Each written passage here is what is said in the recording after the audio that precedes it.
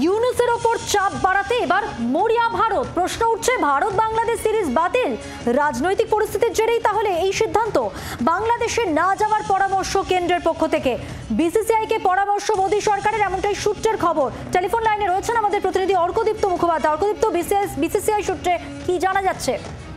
দেখো, এখনো পর্যন্ত যেটুকুনি জানা গেছে যে আগামী আগস্টের 17 থেকে 31 তারিখ ভারতের বাংলাদেশ সফর করার কথা, এবং সেখানে 3টি একদিনের ম্যাচ এবং 3টি টি-20 ম্যাচ খেলার কথা ছিল, অর্থাৎ 6টি ম্যাচ খেলার কথা ছিল। কিন্তু এই মুহূর্তে সেই সিরিজটা ক্যান্সেল হতে পারে, এমনটাই সম্ভাবনার কথা।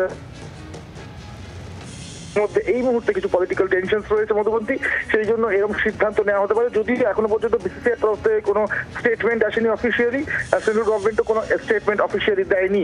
তবে যেহেতু এটা আইসিসি ফিউচার ট্যুর প্রোগ্রামের অন্তর্গত সিরিজ, তাই এই সিরিজ পুরোপুরি ক্যান্সেল করাও কিন্তু কঠিন হবে। হয়তো পরবর্তীকালে কখনো হতে পারে, আপাতত অগস্টে সম্ভবত এই সিরিজ হচ্ছে না, এমনটাই সূত্র মারফত জানতে পারছি।